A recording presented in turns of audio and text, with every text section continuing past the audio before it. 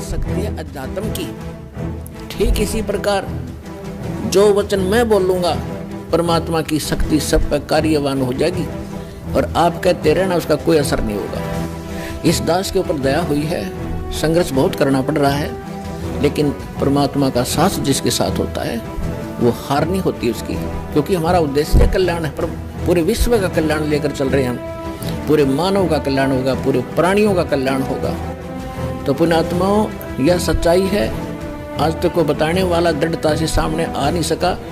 ये सारे नकली हैं, ये केवल वही बातें करते हैं जो समाज में अच्छी लगे, लेकिन रहना मर्यादा में। और मर्यादा में भी तभी रहोगे जब आपको यहाँ का दुख दिखेगा और वहाँ के सतलोक के सुख का आपको आभास होगा।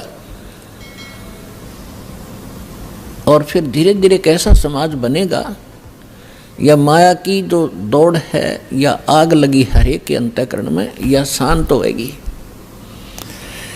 आप माया के पीछे किस लिए भाग रहे हो?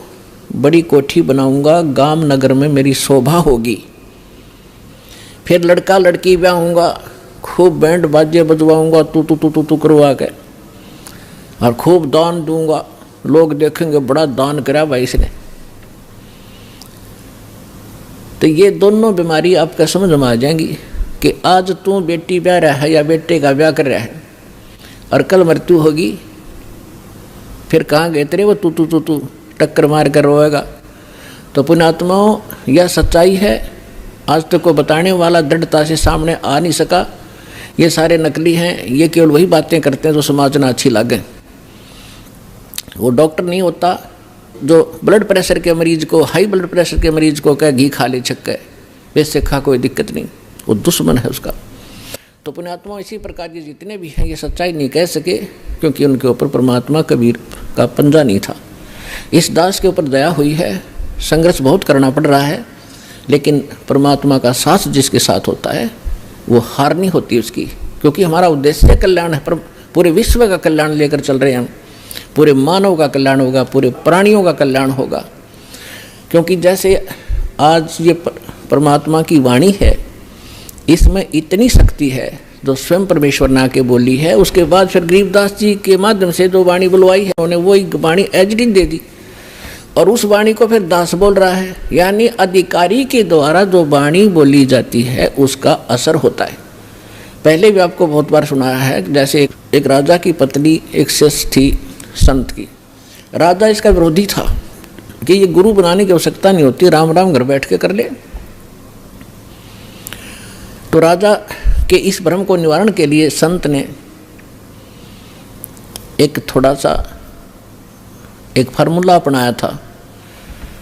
राजा गया उस संत के आश्रम में अपनी पत्नी के साथ कि महाराज क्या गुरु बनाना जरूरी होता है क्या? क्यों मूर्ख बनाते हो जनता को? भगवान घर बैठ के बज सकते हैं, कोई भी कर ले राम राम, कितना राम नाम ले ले। तो संत जी ने सोचा ये राजा है, यहाँ नाराज घना हो जाएगा जब मैंने कुछ उल्ट सुल्ट जवाब दे दिया। तो उसको कहा, राजन अब मुझे अपनी भक्ति का समय हो गया है, इसमें काफ़ी समय लगेगा, मैं आपका प्रश्न का उत्तर दूंगा, मैं कभी घर आऊँगा आपके, वहाँ दे दूंगा, वहाँ कभी आपको विस्तार से समझाऊंगा, तब समझ में आएगी। राजा बोला ठीक है। दिन निश्चित हुआ, राजा बैठ गया सिंहासन पर जच के, संत के लिए आसन लगवा दिया। आने की इंतजार थी कि कब आएंगे संत, अभी आने वाले हैं। सामने सैनिक बॉडीगार्ड खड़े थे, वजीर खड़े थे, कुछ बैठे थे। जब संत पहुंचे वहां पर और वहां उपस्थित सभी सैनिक जो खड़े थे उनको कहा संत ने कि ए सैनिकों, ए सिपाहियों, इस व्यक्ति को अरेस्ट करो। राजा की तरफ संकेत किया। अब वो सिपाही सोच रहे थे ये मंदबुद्धि व्यक्ति क्या बकवास कर रहा है। उस संत ने दूसरी बार फिर कहा, तीसरी बार फिर कहा, लेकिन कोई टस से मस नहीं हुआ। तो राजा ने सोचा इसका दिमाग खराब हो गया इस संत का, ये मेरा राज हथियाना चाहता है। राजा ने कहा कि इसको अरेस्ट करो, सैनिकों को। यही शब्द उसने बोले, यही वो संत बोल रहा था। राजा के कहते ही उस संत को 4-5 सिपाहियों ने आके जकड़ दिया। अगले आदेश की इंतजार थी, अब इसका करें क्या। तब संत ने कहा कि हे राजन, तुम घर आए व्यक्ति का ये ऐसा ही सलूक करते हो क्या? राजा ने कहा कि आप क्या कर रहे थे? कि मैं आपके प्रश्न का उत्तर दे रहा था कि आपका प्रश्न ये था, क्या घर हम खुद भक्ति नहीं कर सकते? गुरु की क्या आवश्यकता है? राजा ने कहा ये खाक उत्तर दिया तेने। बकवास करने लग गया कि नहीं सुनो जानते मुझे छुड़वाओ पहले। राजा ने कहा छोड़ दो, न छोड़ दिए। कि जिस प्रकार जो शब्द मैंने बोला कि राजा इसको अरेस्ट करो, ये टस से मस नहीं आपके सैनिक, और आपने वही शब्द एक बार कहा था, मुझे चार चारा न पकड़ लिया आकर के। तो आपके वचन में शक्ति है, आपके बोलते ही ये क्रियावान हो गए, और वो शक्ति जो आप वाली है वो राजनीति वाली मेरे पास नहीं है। मेरे पास शक्ति है अध्यात्म की। ठीक इसी प्रकार जो वचन मैं बोलूँगा परमात्मा की शक्ति सब पर कार्यवान हो जाएगी, और आप कहते रहना उसका कोई असर नहीं होगा। इसी से आप समझ लेना।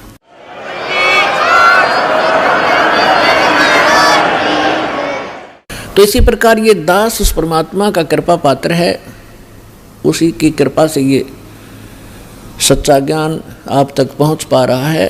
तो उस परमात्मा का आदेश और फिर इस दास के मुख से आगे चलेगा, ये सर्व प्राणियों का कल्याण करेगा।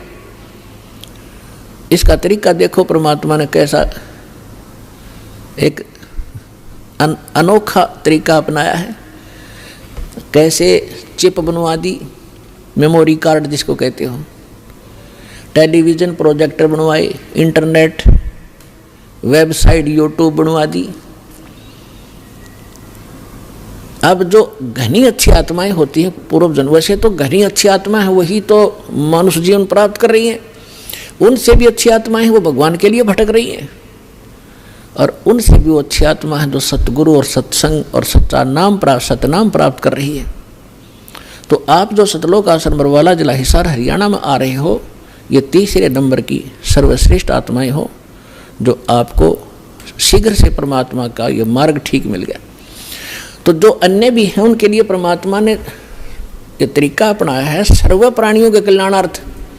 ये वाणी जो दास बोल रहा है रिकॉर्ड हो रही है, मेमोरी कार्ड बन रहे हैं, टीवी पर चल रहे हैं, आप घर पर चलाते हो, पशु पक्षी भी होते हैं, चींटियां भी होती हैं, मच्छर माखी भी होती हैं, उन सब के ऊपर ये वाणी अपना प्रभाव करेगी।